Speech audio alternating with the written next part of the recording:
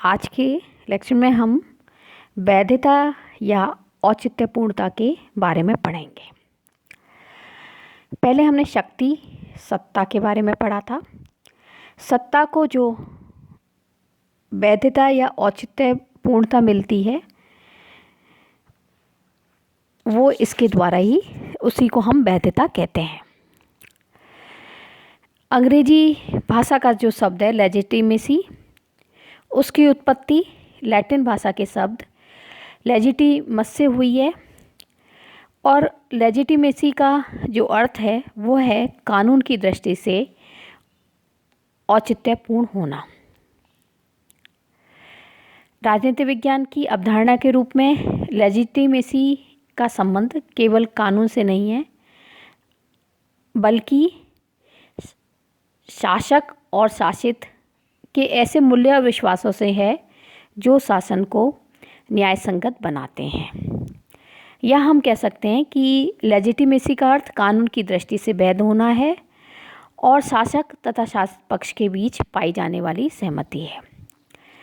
राजनीति विज्ञान में वैधता की जो अवधारणा है वो बहुत प्राचीन है। प्लेटो ने राजसत्ता में और शासन में वैधता को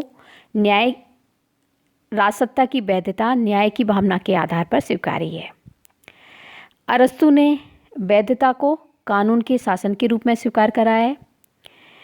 एक्विनास ने राजसत्ता के औचित्य का समर्थन धर्मशास्त्रीय आधारों पर करा है। इसी तरह से यदि हम आधुनिक युग में देखें तो हॉब्स और रूसो ने राजसत्ता का औचित्य शासक और शासित के बीच हुए समझौतों को बताया है। इस तरह से यदि हम देखें तो प्राचीन काल से लेकर आधुनिक काल तक विभिन्न जो राजनीति विज्ञानी हैं उन्होंने किसी भी राज्य एवं राजसत्ता की वैधता पर विचार किया है। औचित्यपूर्णता या वैधता शासक पक्ष या शासित पक्ष के बीच पाई जाने वाली सहमति है। यहाँ सहमति से तात्पर्य पूर्ण सहमति से नहीं है। यदि शासक पक्ष के साथ शासित पक्ष के अधिकांश लोग उसके द्वारा जो शासन किया जा रहा है या शासन शक्ति का जो प्रयोग किया जा रहा है उसके बारे में यदि सामान्य सहमति प्रदान करते हैं तो हम ये कहते हैं कि उस राजसत्ता को वैधता प्राप्त है। वैधता की परिभाषा अनेक राजनीति विज्ञानियों के द्वारा दी गई है। जैसे कि कार्ल जे फ्रेडरिक ने कहा है कि औचित्यपूर्णता कानूनों और शासकों के न्यायसंगत होने का ऐसा प्रतीक है जो कि उनकी सत्ता में वृद्धि करता है। औचित्यपूर्णता या वैधता की का सामान्य अर्थ हम इस तरह से कर सकते हैं कि औचित्यपूर्णता या वैधता किसी भी राजनीतिक व्यवस्था का एक अनिवार्य तत्व होता है। किसी भी राजनीतिक व्यवस्था के अंतर्गत शासक पक्ष एवं शासित पक्ष के बीच में मूल्य प्रधान जो विश्वास और सहमति होती है वो औचित्यपूर्णता के रूप में प्रकट होता है। शासित और शासक पक्ष के बीच में जो ये सहमति होती है इसका आधार शक्ति या बल नहीं होता, बल्कि जनता की सहमति ऐच्छिक होती है और शक्ति को सत्ता में बदलने का जो कार्य किया जाता है वो वैधता के द्वारा किया जाता है। वैधता के स्रोत, हम जब किसी राजनीतिक व्यवस्था की बात करते हैं तो राजनीतिक व्यवस्था के अंतर्गत किसी भी राजनीतिक व्यवस्था को जो वैधता या औचित्यपूर्णता प्राप्त होती है वो 3 आधारों पर प्राप्त होती है। परंपरा के आधार पर, संविधान व बुद्धि संगत कानूनों के आधार पर और विचारधारा के आधार पर। वैधता के जो स्रोत माने गए हैं वो 3 माने गए हैं। पहला है नंबर 1 परंपरा। वैधता या औचित्यपूर्णता का जो सबसे प्रमुख स्रोत है वो परंपरा है। यदि हम अतीत में देखें तो राजतंत्र को इस परंपरागत विश्वास के आधार पर वैधता प्राप्त थी कि राजा ईश्वर का प्रतिनिधि है। वर्तमान समय में भी वैधता का आधार परंपरा मिलता है। उदाहरण के तौर पर कैथोलिक चर्च में पॉप की वैधता का आधार यह परंपरागत विश्वास है कि वह संत पीटर का प्रतिनिधि है। इसी तरह से यदि हम सामाजिक स्तर पर देखें तो पिता की संपत्ति पर जो पुत्रों का अधिकार है उसका भी जो आधार है वो परंपरा है। वैधता का जो दूसरा स्रोत है अर्थात परंपरा के रूप में ये माना जा सकता है कि जो भी किसी भी संगठन को या राजनीतिक व्यवस्था में हम राजतंत्र शासन व्यवस्था को या पोप की सत्ता को जो वैधता प्राप्त हो रही है वो परंपरा के आधार पर हो रही है। वैधता का जो दूसरा स्रोत है वो है संविधान एवं बुद्धिसंगत कानून।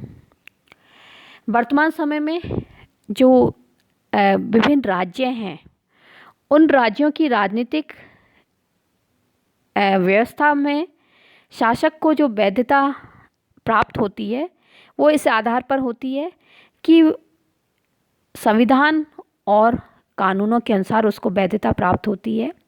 यदि संविधान और कानून के अनुसार कोई शासक निर्वाचित होता है तो जनता उसके प्रति अपनी सहमति प्रदान करती है। अर्थात हम उदाहरण ले सकते हैं कि भारत में हमारे यहाँ संविधान है और कानून बने हुए हैं, और यदि हमारे यहाँ क्योंकि संविधान के अनुसार व्यवस्थापिका के सदस्य जनता के द्वारा निर्वाचित चुने जाते हैं और व्यवस्थापिका के सदस्यों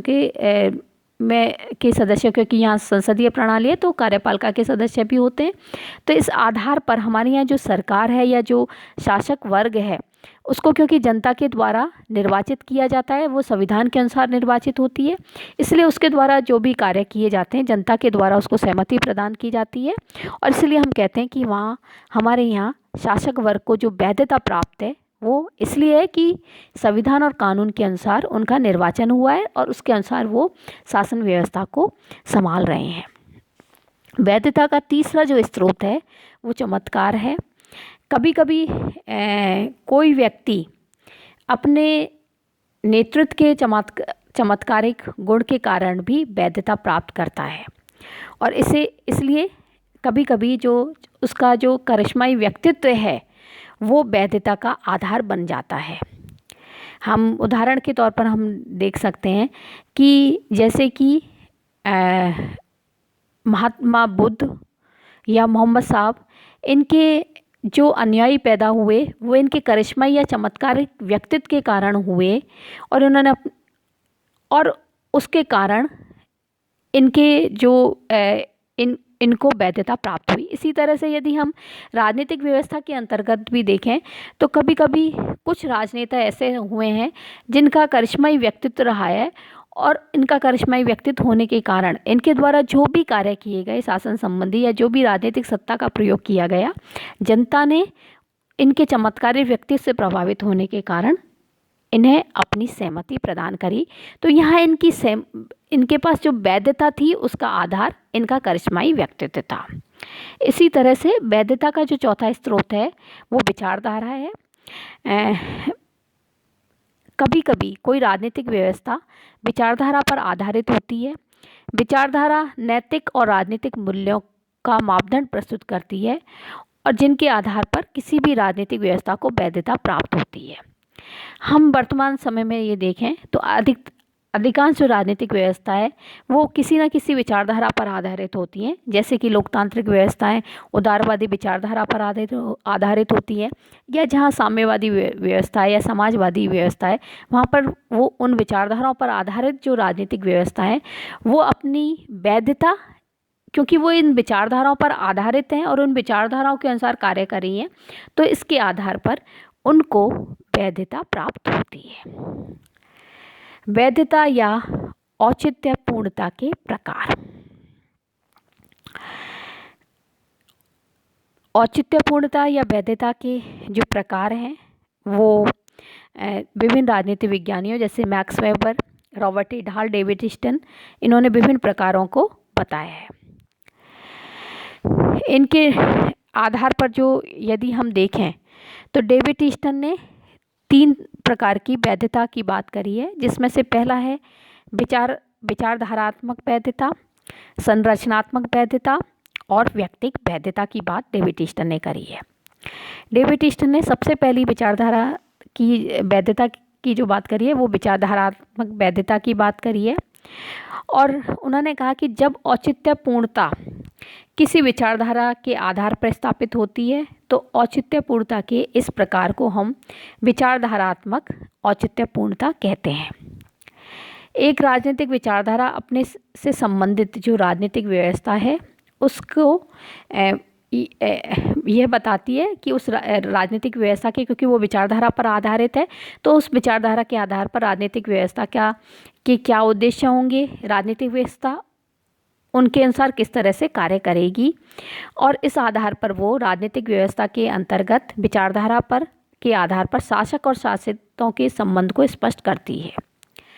जब कभी डेविड ईस्टन के अनुसार जब कभी जनता किसी विचारधारा में विश्वास रखती है और शासक वर्ग भी उसी विचारधारा से संबंधित होता है, तब शासक वर्ग की जो सत्ता है उसको जो औचित्यपूर्णता या वैधता प्राप्त होती है तो उसे हम विचारधारात्मक वैधता या औचित्यपूर्णता कहते हैं। दूसरा है संरचनात्मक वैधता। जब किसी राजनीतिक व्यवस्था के अंतर्गत अनेक संस्थाएं होती हैं और उन संस्थाओं के कुछ निश्चित उद्देश्य, मूल्य और कार्य होते हैं, और जब सामान्य जनता राजनीतिक व्यवस्था की इन संरचनाओं में विश्वास रखती है और शासक वर्ग इन संरचनाओं के अनुसार ही कार्य करते हैं, तो शासक वर्ग की सत्ता को जो वैधता प्राप्त होती है उसे हम संरचनात्मक वैधता कहते हैं। तीसरा प्रकार है व्यक्तिक वैधता। जब कोई नेता करिश्माई व्यक्तित्व के कारण जनता को प्रभावित करता है और जनता उसके करिश्माई व्यक्तित्व से प्रभावित होकर उसकी सत्ता को स्वीकार करती है, तो इस प्रकार की जो वैधता होती है उसको हम व्यक्तिक वैधता कहते हैं। जनता इस विश्वास के साथ ऐसे नेतृत्व को वैधता प्रदान करती है कि वह मानती है कि नेतृत्व पूर्ण, न्यायपूर्ण है और नैतिक है तथा उसके सभी कार्य जनता के हित में होंगे। डेविड ईस्टन ने इन 3 प्रकार की वैधता की बात करी है। रॉबर्ट डाहल ने राजनीतिक व्यवस्था की औचित्यपूर्णता के स्तर को आधार बनाकर 2 प्रकार के वैधता की बात करी है। एक तो उच्च स्तरीय वैधता और दूसरी निम्न स्तरीय वैधता। रॉबर्ट डाहल के अनुसार उच्च स्तरीय वैधता वाली राजनीतिक व्यवस्था वह होती है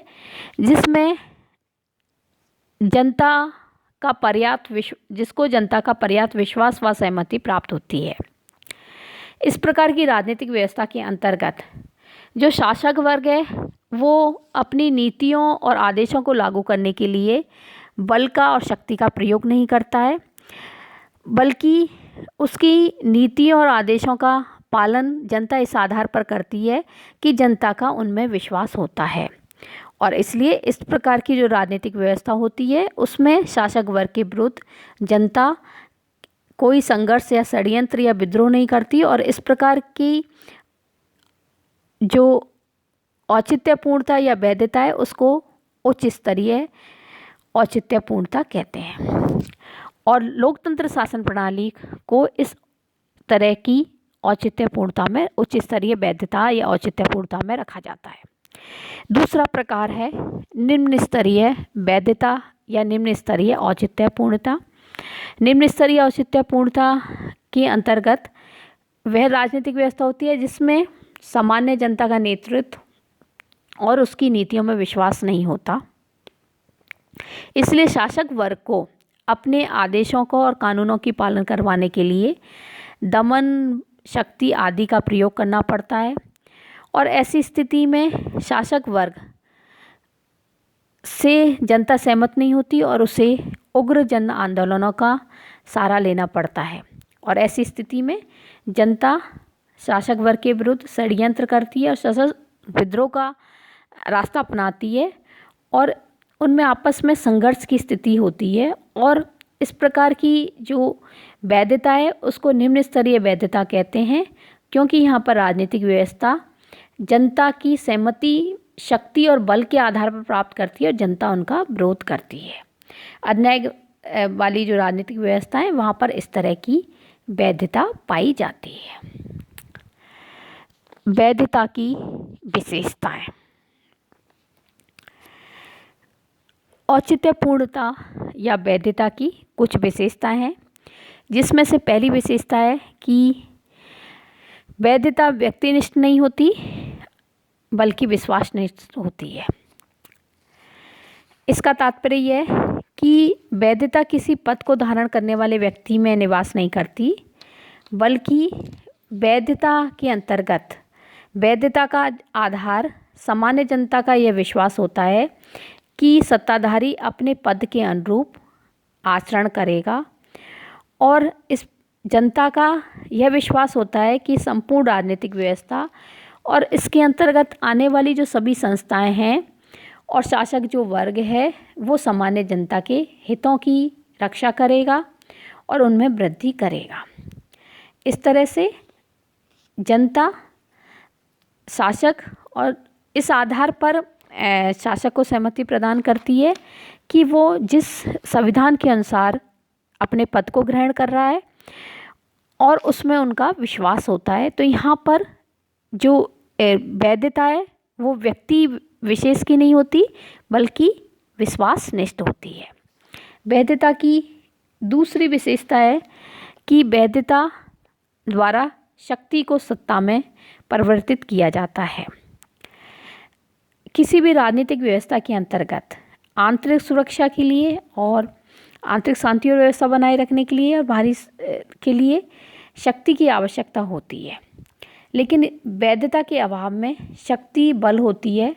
लेकिन जब शक्ति को वैधता प्राप्त हो जाती है तो शक्ति सत्ता में बदल जाती है और इससे शक्ति के प्रभाव में वृद्धि होती है और उससे जनता की सहमति प्राप्त होती है, जो कि उसे स्थायी बनाए रखने में सहायक होती है। तो वैधता द्वारा शक्ति को सत्ता में परिवर्तित करने का कार्य किया जाता है। तीसरा, वैधता सत्ता को स्थायित्व देती है।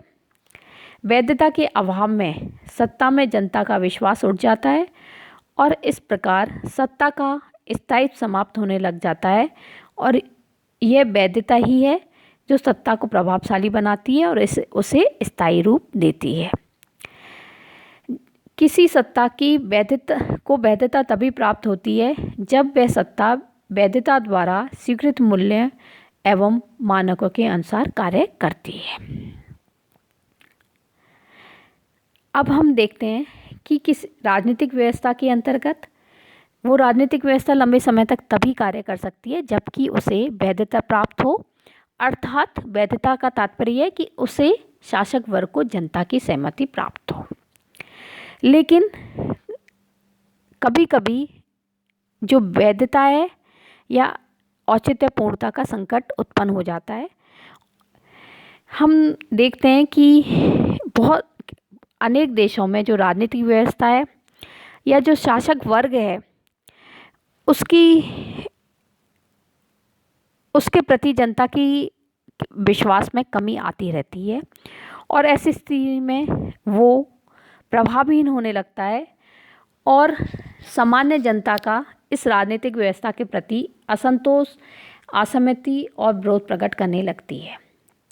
जब किसी राजनीतिक व्यवस्था के अंतर्गत शासक वर्ग को अपने कानूनों का पालन करवाने के लिए, अपने आदेशों का पालन करवाने के लिए शक्ति, बल और दमन का सहारा लेना पड़ता है, तब वहाँ पर हम वैधता को संकट उत्पन्न हो जाता है। अर्थात जब शासक पक्ष और शासित पक्ष के मध्य संघर्ष की या विरोध की स्थिति आ जाती है, तब हम कहते हैं कि किसी राजनीतिक व्यवस्था के अंतर्गत औचित्यपूर्णता या वैधता का संकट उत्पन्न हो गया है। किसी भी राजनीतिक व्यवस्था के अंतर्गत जब वैधता का ये संकट उत्पन्न होता है तब शासक पक्ष और शासित पक्ष के मध्य शासन की के क्या मूल्य होंगे और क्या विश्वास होंगे उसके बारे में मतभेद पाया जाता है। किसी भी राजनीतिक व्यवस्था में वैधता के संकट उत्पन्न होने के पीछे कुछ कारण हैं, जिनमें से पहला कारण है नए विचारों, मूल्यों एवं विश्वासों वाले संगठित समूहों का उदय होना। हम देखते हैं कि कोई भी राजनीतिक व्यवस्था है या कोई भी समाज है, उसमें समय के अनुसार परिवर्तन आता रहता है। इस परिवर्तन को आने के पीछे मुख्य कारण ये परिवर्तन आर्थिक, तकनीक, भौतिक और राजनीतिक परिस्थितियों में जो परिवर्तन होता है, उनके कारण समाज में नए संगठित समूहों का जन्म होता है।